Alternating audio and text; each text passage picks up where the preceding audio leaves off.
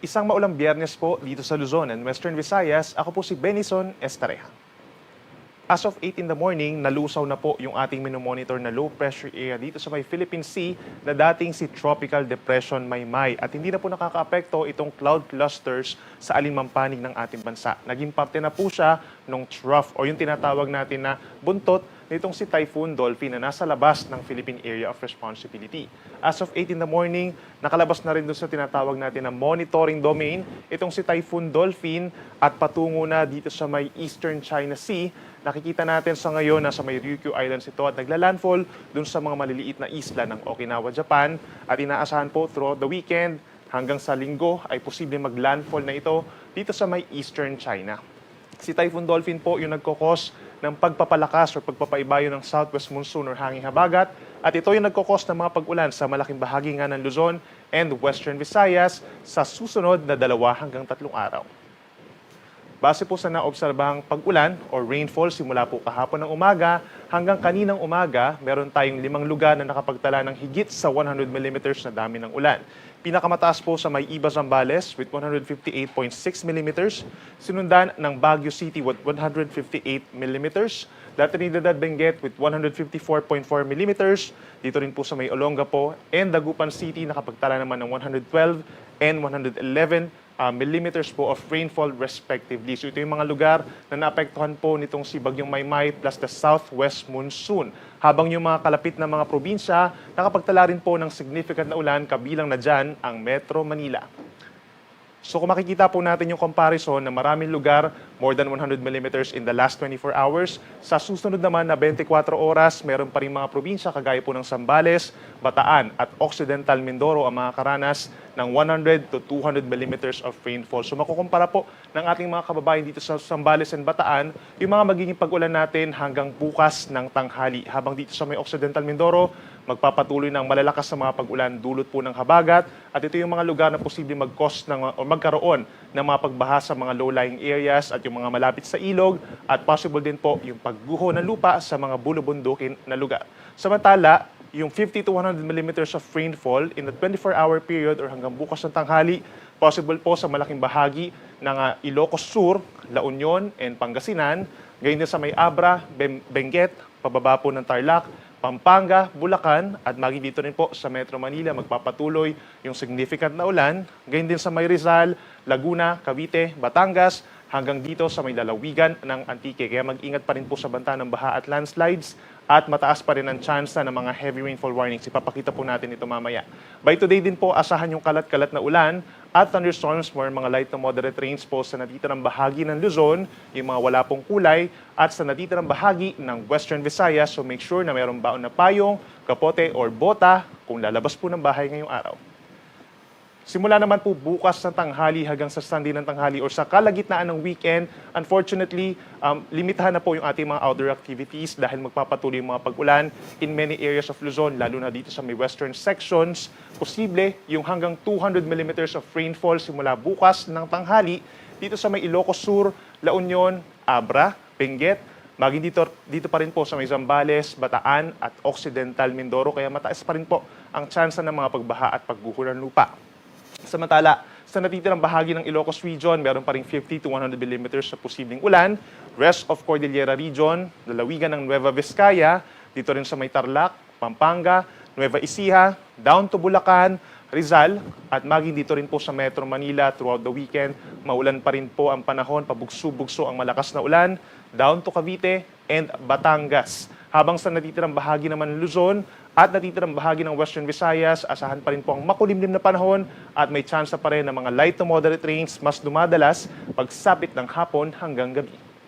At pagsapit naman ng Sunday noon hanggang sa araw na po ng pasukan, Lunes ng tanghali, may mga lugar pa rin po na affected ng habagat dahil na doon pa rin po si Typhoon Dolphin or si Tropical Cyclone Dolphin dito sa may Eastern China. Kaya asahan pa rin po ang delikadong ulan dito sa may parteng Ilocos Sur, Abra, La Union at Benguet pa rin, down to Zambales.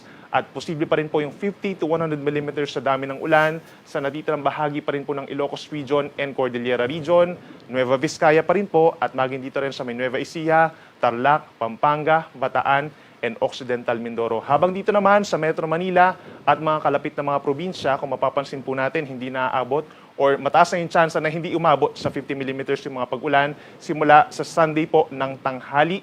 Yun ay dahil sa pagtaas nga ng hanging habagat, but not necessarily na magiging maaraw na. Aasahan pa rin po yung mga generally light to moderate rains for the rest of Luzon, lalo na po dito sa may parting Calabarzon nga, dito rin sa may Cagayan Valley, possible po yung mga pag-uulan na.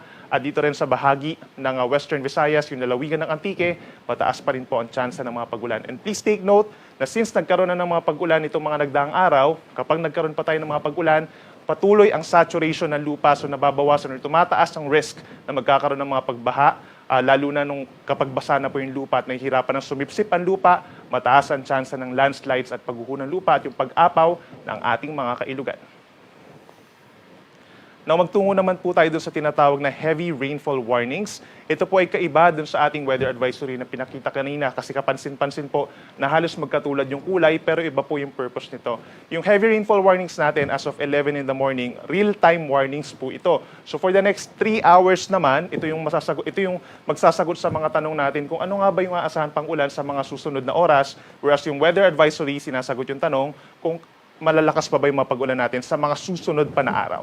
For Occidental Mindoro, meron po tayo nakataas na red rainfall warning. Pero balik po tayo dito sa may yellow rainfall warning. For yellow warning, meron po tayong mga probinsya or mga munisipalidad na merong yellow rainfall. Kabilang na dyan ng Nueva Ecija, bahagi ng Tarlac, dito sa hilagang bahagi at silangang bahagi ng Pampanga, Bulacan. Pababa po ng Metro Manila, meron tayong yellow rainfall warning sa ngayon. Lalawigan ng Rizal, bahagi ng Laguna at sa may Eastern Batangas, hanggang dito sa bahagi po ng Calamian Islands, Aklan, and Antique. Kapag sinabi po natin yellow rainfall warning, ito po ay heavy rains or malalakas na mga pag-ulan. So ang payo ng Pag-asa, maging alerto or maging aware na po dun sa mga posibleng malalakas na ulan na posibleng magdulot ng mga pagbaha sa low-lying areas at yung mga malalapit po sa kailugan. Kapag naman po meron tayong orange warning, intense rains po ito. So for the next 3 hours, possible po ang napakalakas na ulan over Zambales, Bataan, kalurang parte po ng Pampanga, gayon din po sa may Cavite, sa Batangas, yung western section, at sa bahagi pa rin po ng Calamian Group of Islands, Aklan, and Antique. So kapag napakalakas na po ng ulan for the next 3 hours, maging prepared na po or seek community preparedness dahil mas dadalas na yung mga pagbaha sa mas maraming lugar at tumataas din po ang tsansa ng landslides sa mga bulubundukin na lugar. At kapag naman yung red rainfall warning, yung nabanggit natin kanina, itinas na po dito sa may Occidental Mindoro, torrential rains po ang aasahan natin within the next 3 hours. Ibig sabihin, lubhang malakas na ulan. Kaya naman, ine-expect na talaga natin yung mga pagbaha at pagguho ng lupa sa maraming lugar dito sa may probinsya ng Occidental Mindoro. Kaya naman, kailangan na po ng response. Emergency response we're talking of. At ito po yung nangangailangan ng agarang solusyon po doon sa mga disruptions pagdating sa komunikasyon, transportasyon at iba pang sektor. Yung ating heavy rainfall warnings, nilalabas po natin every 3 hours. So yung susunod na update natin, mamaya pong alas 2 ng hapon, alas 5 ng hapon, and so on. Whereas yung weather advisory, ina-update lamang natin every 6 hours. So yung 11 a.m., mamaya pa pong 5 p.m. yung kasunod na update natin. At inuulit natin, isa pang pagkakaiba po regarding dito sa heavy rainfall warnings, yung heavy rainfall warning ini-issue natin per municipality or city. Whereas yung weather advisory, ini-issue naman natin yan per province. Dahil mas malayo or for the next 3 days yung forecast natin pagdating sa ulan. Pero magkaiba po, inulit natin yung ibig sabihin ng yellow rainfall warning dito sa heavy rainfall warning at yung yellow or yung 50 to 100 millimeters, doon naman sa previous na pinakita natin na weather advisory. So saan nga ba natin makikita yung heavy rainfall warnings natin? Pinakamainam, dun sa tinatawag natin na official website na panahon.gov.ph. So i-type lamang po ito sa inyong browser or scan po yung QR code na nakikita sa inyong screen. At kapag in-enter po nyo ito, makikita nyo po itong page natin, default page. At meron tayong makikita nung bell dun sa may upper right corner ng ating website. So pag pinindot po ninyo yun, makikita natin yung mga different warnings, heavy rainfall warnings, thunderstorm advisories, even yung mga general flood advisories. So pag clinic nyo po yung mga heavy rainfall warnings from different regions po of Pag-asa, meron tayong 5 regions, Northern Luzon, NCR, Southern Luzon, Visayas, and Mindanao. So magre-reveal po ito mga different provinces or yung mga cities and municipalities na merong heavy rainfall warnings. Real-time po ito. So make sure na pumunta po tayo sa ating panahon.gov.ph, pero pwede rin po kayo pumunta sa ating Facebook pages from different regional services divisions po of Pag-asa. At para naman sa babala po sa matataas na alon, asahan pa rin sa Batanes at Hilagang Baybayin po ng Babuyan Islands, meron pa rin hanggang 4.5 meters na delikadong pag-alon. Yan po ay dahil sa southwest monsoon. At magpapatuloy po ang maalon na karagatan sa malaking baybayin po ng norte, ng Northern Luzon, at unti-unting lalakas din rin dito sa may pating West Philippine Sea at dito sa may baybayin po ng Aurora and Quezon hanggang early next week. Dahil po lalakas pa yung ating southwest monsoon this weekend at magkakaroon nga ng possible disruptions po sa ating mga sea travels, posibleng pagbawalan yung mga small sea vessels. So make sure na coordinated tayo sa ating mga local government units. And other seaboards at the moment, 1 to 3 meters po, no? Pero possible nga na umakyat ito hanggang 4 hanggang 5 metros sa natitirang baybayin po ng Luzon hanggang sa araw po ng Lunes. At yan muna ang latest mula dito sa Weather Forecasting Center ng Pag-asa. Ako muli si Benison Estareja. Mag-ingat po tayo.